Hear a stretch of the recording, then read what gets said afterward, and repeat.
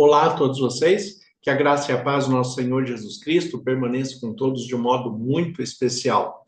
Estamos terminando de estudar o Evangelho de Jesus Cristo segundo Marcos, um evangelho extremamente importante pela sua historicidade, sendo este o primeiro evangelho a ser escrito. Então, nós temos muitas considerações a fazer, porque ele é referência para os chamados evangelhos sinóticos, porque os textos de Mateus e também de Lucas vão fazer parte da pesquisa que foi trazida de Marcos. Então, Marcos escreve e depois Mateus, ele pesquisa no que já foi escrito por Marcos e Lucas pesquisa no que foi escrito por Mateus e Marcos. É por isso que nós temos muitos textos repetidos, muitas histórias repetidas aí nestas expressões da percepção do evangelho. Claro que cada um dando uma ênfase diferente, porque este é o propósito do evangelho, trazer percepções diferentes dentro do mesmo assunto, da mesma situação. Temos também o Evangelho de Jesus Cristo segundo João, que traz uma perspectiva totalmente diferente do trato do amor, da proximidade, da expressão de Deus encarnado enquanto revelação máxima de si mesmo no amor que devemos ter e prestar uns aos outros. Então, aí nós temos 4 perspectivas do Evangelho de Jesus Cristo. O Evangelho sempre é um só. Nós temos perspectivas diferentes. O Evangelho é de Jesus Cristo, que é o Evangelho eterno que vem desde Gênesis. Agora, nós temos as 4 perspectivas a partir de Marcos, Mateus, Lucas e João. Perspectivas diferentes. E eu falei nessa ordem exatamente porque é a ordem de pesquisa no texto, na composição bíblica. Nós temos a sequência dos evangelhos, sendo o primeiro de Mateus, porque está apresentando Jesus como rei, depois Marcos, Lucas e João. Então, até a sequência colocada dentro do cânon que nós temos, ela também tem um propósito. É que, em primeiro lugar, Mateus apresenta uma pessoa que revela divindade e que também é o rei esperado, o Messias. Então, apresenta Jesus como rei, o rei que veio instaurar o seu reino. Em seguida, nós temos Marcos tratando ali deste princípio dos detalhes das ações do Messias, das ações de Jesus. Nós temos Lucas tratando da proximidade de Jesus com os seres humanos, a atenção que ele dá a todas as pessoas, principalmente as mulheres, que são ressaltadas de uma maneira bastante evidente no Evangelho segundo Lucas, e João vai concluir falando a respeito do amor que foi tão grande em Deus que Jesus Cristo se entregou por nós na cruz e na sua ressurreição ele nos garante a nossa ressurreição e a vida eterna. Então nós temos aí a composição do cânon do Evangelho que tem esta ordem porque também tem o seu propósito. Mas quando nós estamos tratando a respeito do texto de Marcos, existem também algumas discussões teológicas acerca da onde termina o texto de Marcos, porque os documentos mais antigos que nós temos, ele não tem todo esse texto que nós temos aqui no Evangelho. Por isso que até algumas Bíblias, como a versão do Novo Mundo, ela acaba o capítulo 16 de Marcos antes do versículo que nós temos aqui no final. Na nossa Bíblia, em todas as Bíblias em geral, nós temos o texto de Marcos acabando no capítulo 16, versículo 20. Agora, em algumas Bíblias, na Bíblia da versão Novo Mundo, que é utilizado aí pelos irmãos da Testemunha de Jeová, normalmente ele encerra no versículo 8, né? Porque do versículo 9 em diante existem realmente essas discussões a respeito se isso faz parte do texto ou se não faz, se foi acréscimo posterior, porque também existem documentos que constam esses textos. Então, a questão é, faz parte do primeiro documento, foi acrescentado depois, nós não temos como firmar nenhuma coisa nem outra. Agora, as duas possibilidades existem, tanto de fazer parte de um texto como completo, tanto de ser acrescentado posteriormente. Então, o que nós trabalhamos, de fato, quando nós tratamos do Evangelho segundo Marcos e deparamos a partir do versículo 9? O que nós fazemos é comparar com os outros relatos, porque, afinal de contas, nos outros relatos, nós estamos observando o mesmo tema, os mesmos assuntos. Então, os outros relatos, mesmo que com pontuações diferentes e com perspectivas diferentes, eles apontam para a mesma conclusão, para o mesmo texto, a mesma maneira de pensar, então nós podemos considerar o texto como válido. Não apontam, então nós teríamos alguma dificuldade. Mas alguns detalhes, né? Aqui quase todos os detalhes são apontados, só existe um detalhe aqui que não é apontado, que nós já falaremos dele.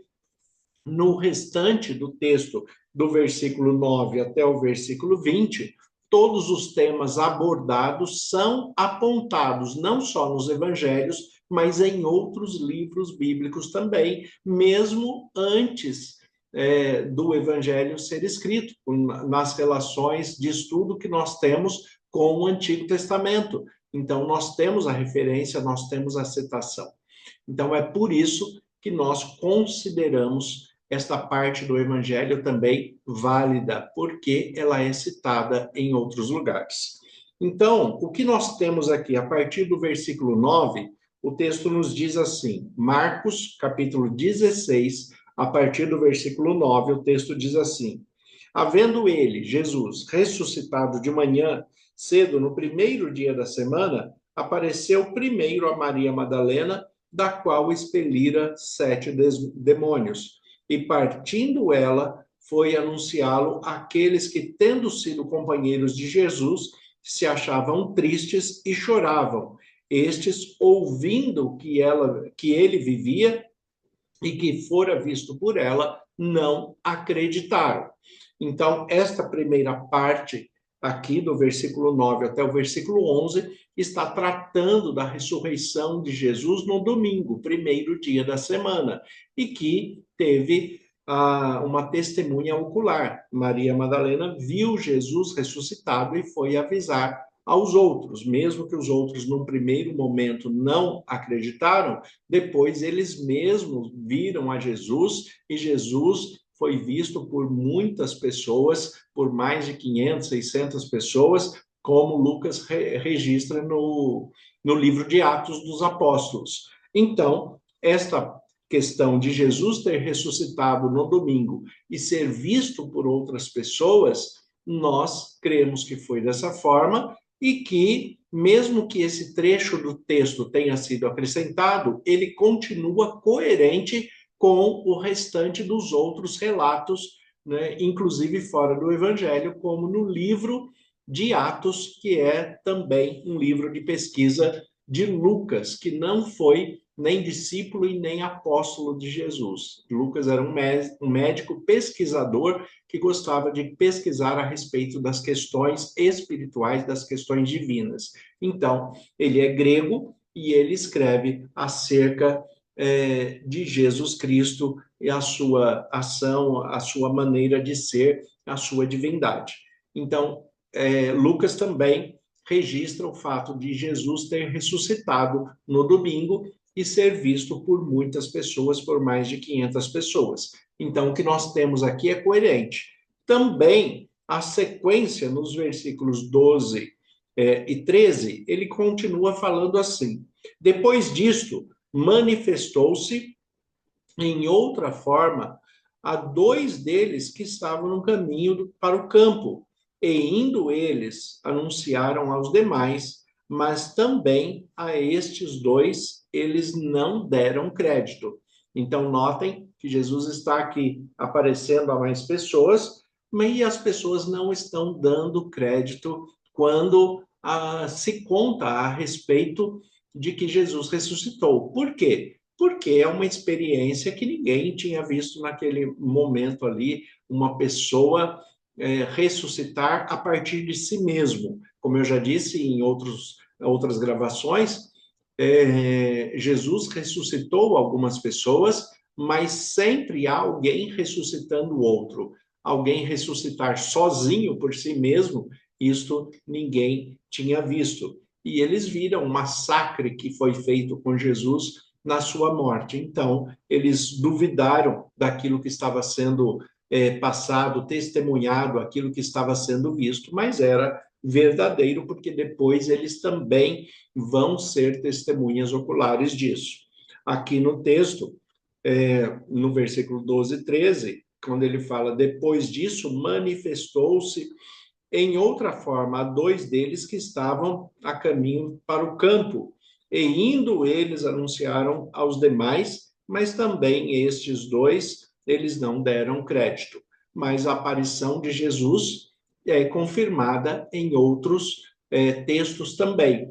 Então, nós continuamos dando crédito a esse texto aqui de Marcos, capítulo 16. Na sequência, no versículo 14 ao versículo 18, nós temos a ordem de evangelização. E, normalmente, este é o ponto de maior polêmica entre a interpretação no meio cristão evangélico e cristão protestante. Porque nós temos no texto aqui, falando, no versículo 14, finalmente apareceu Jesus aos 11, quando estavam à mesa. Aos 11, porque Judas já não estava mais, né? Judas tinha se enforcado e ele estava ali com os 11. Finalmente apareceu Jesus aos 11, quando estavam à mesa, e censurou-lhes a incredulidade e dureza de coração, porque não deram crédito aos que tinham visto já ressuscitado. Então, Jesus, além de ressuscitar, ele sabia que as pessoas já tinham avisado aos 11 ali discípulos que ele havia ressuscitado, e ele censura porque nenhum deles acreditou. E disse-lhes, versículo 15, ide por todo o mundo e pregai o evangelho a toda criatura. Quem crer e for batizado será salvo. Quem não crer será condenado. Estes sinais hão de acompanhar aqueles que creem. Em meu nome expelirão demônios, falarão em novas línguas, pegarão em serpentes, e se alguma coisa mortífera beberem, não lhes fará mal. Se impuserem a mão sobre os enfermos, eles ficarão curados. Então vamos lá. Este normalmente é o trecho onde existem mais discussões, existem mais controvérsias a respeito do que é verdadeiro, do que não é verdadeiro nesse texto. Então nós sempre comparamos com outros textos que estão escritos que tratam do mesmo tema. Então, o versículo 14. Finalmente apareceu aos 11 quando estavam à mesa, e censurou-lhes a incredulidade e a dureza do coração, porque não deram crédito ao que havia visto ressuscitado. Jesus ressuscitou, né? Sim, nós temos o registro disto em outros textos, em muitos outros textos, a respeito da ressurreição de Jesus e da ressurreição sendo no domingo pela manhã. Então, nós mantemos a confiabilidade nesse trecho do texto. No versículo 16, ele fala, aliás, no versículo 15, né, em diante, Jesus dizendo, ide por todo mundo. Aqui nós temos uma acomodação de texto, onde o texto original grego, o ide, ele, que parece uma imposição, uma missão, ele é um gerúndio no texto grego. Não é ide, é indo. Indo, porque você tem que sempre ir a algum lugar. Você vai à escola, você vai à faculdade, vai ao trabalho, vai ao mercado, vai ao banco. Você vai a algum lugar sempre. Então, indo aonde você tiver que ir, indo, pregai o evangelho. Daí sim é imperativo. Ao invés de ficar reclamando da vida, reclamando das pessoas, falando mal de alguém, use aquele momento para um bom proveito, que é a pregação do evangelho. Então, onde quer que você for, é isso que o texto quer dizer, pregue o evangelho a toda criatura. Pregue o evangelho a todos, né? Quem crer e for batizado será salvo. Quem, porém, não crer será condenado. Por que quem crer e for batizado será salvo? Porque aquele que crê não tem motivo para não passar pelo batismo, porque o batismo é uma profissão de fé de que realmente ele acredita. Eu costumo dizer, já que a Bíblia nos compara como a noiva de Cristo, e nós aguardamos Jesus Cristo, enquanto igreja somos a noiva de Jesus Cristo, então ser a noiva de Cristo e não querer passar pelo batismo, crer e não querer passar pelo batismo, é como a pessoa que quer morar junto com alguém, mas sem o compromisso do casamento. Então, Deus em Jesus Cristo não será amaziado de ninguém, né? Deus não vai morar com ninguém se não estiver casado. Então, quem crê e for batizado, a pessoa que realmente acredita, ele não tem motivos para não ser batizado. Então, aquele que crê e for batizado será salvo. Porém, quem não crer será condenado. Vê que aqui no restante do texto ele já não fala mais do batismo, porque quem não crê não tem motivo para passar pelo batismo. Então, quem não crê, né, já está condenado, será condenado. Por quê? Porque ele não acredita em Jesus, não acredita na ressurreição, não acredita que Jesus é o Filho de Deus e não se submete às diretrizes de Jesus, aos ensinos de Jesus. Ele não vai ser um discípulo de Jesus. Ele recusa as instruções de Jesus para que nós possamos viver melhor. Então, por não se fazer parte do reino de Deus, ele fala: quem não crer será condenado. Nem fala mais do batismo, porque quem não acredita não precisa passar pelo batismo. Agora, aquele que crê, esse deve ser batizado. Por quê? Porque é uma prova pública de fé que ele realmente crê na doutrina da salvação por Jesus Cristo, pela redenção em Cristo Jesus. E o versículo 17, né? Primeiro, essa questão do 15 e 16, nós temos também essa descrição em outros evangelhos, como Mateus capítulo 28, por exemplo, nós temos aqui no versículo 19, Mateus 28, 19, Jesus falando a mesma coisa. Ide, portanto, fazei discípulos de todas as nações, batizando-os em nome do Pai, do Filho e do Espírito Santo. Então, nós temos a ordem de evangelização e de batismo também nos outros evangelhos e no ensino de Jesus, né? João Batista também batizava as pessoas e batizou o próprio Jesus, que se submeteu para cumprir a lei. O versículo, agora sim, o versículo 17, ele fala: estes sinais acompanharão aqueles que creem. E aqui é que está a maior problemática, porque o texto ele fala assim: em meu nome expelirão demônios, e aqui nós temos muitas expressões da Bíblia de Jesus expulsando demônios e os discípulos expulsando demônios, então até aqui tudo bem.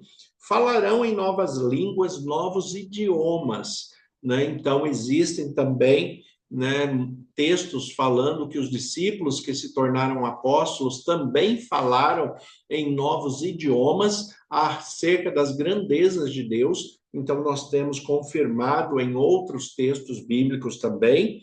Agora, no versículo 18, pegarão em serpentes, e se alguma coisa mortífera beberem, não lhe fará mal, se impuserem as mãos sobre os enfermos, eles ficarão curados. Então, impor as mãos sobre os enfermos para eles serem curados, também nós temos em outros textos bíblicos, em outros evangelhos. Mas pegar serpentes e beberem veneno, isso nós não temos relatado em lugar nenhum. Não havia esta prática entre os cristãos. Provavelmente, este pensamento foi colocado aqui nesse texto por causa de uma associação com a perseguição em que era possível que pessoas colocassem veneno na alimentação dos cristãos para que eles morressem. Então havia um medo de que as pessoas pudessem ser envenenadas. E aqui uma palavra de ânimo, uma palavra de fé, que se eles comessem alguma coisa que estivesse contaminada, não faria mal algum, porque Deus iria protegê-los. Também uma referência ao profeta Eliseu, em 2 Reis, capítulo 4, quando um dos discípulos do profeta fez uma sopa de colossíntidas, que é um fruto venenoso, e aí, quando perceberam, né, que havia veneno na comida, eles foram até Eliseu, Eliseu ora, fala para colocar farinha ali naquela sopa, mexe, faz um pirão, ele engrossa e fala que pode comer porque não fará mal algum. E todos comeram e não fez mal algum. Por quê? Por causa da palavra do profeta, da ação de Deus, dos cuidados de Deus sobre o seu povo. Então, muito provavelmente, essa questão de pegarem serpentes e beber alguma coisa mortífera está relacionado à proteção de Deus num tempo de perseguição em que isto era possível, mas não existe relato em que nenhum cristão tenha tomado veneno, comido veneno e soubesse que algum alimento estava envenenado, participou daquele alimento e tenha sobrevivido. Então, nós não temos nenhum relato a respeito disso, né? Agora, se impuserem as mãos sobre os enfermos, eles ficarão curados. Isso nós temos também em muitos outros textos, inclusive em Tiago, que fala a respeito da unção, para que nós estejamos ungindo os enfermos para que eles sejam cuidados de uma maneira especial por Deus. E a conclusão disso está no versículo 19 e 20, a conclusão do Evangelho de Jesus Cristo segundo Marcos. E aqui ele vai dizer: de fato, o Senhor Jesus, depois de lhe ter falado, foi recebido ao céu e assentou-se à destra de Deus. E eles, tendo partido, pregaram em toda parte, cooperando com eles o Senhor e confirmando a palavra por meio de sinais que se seguiam.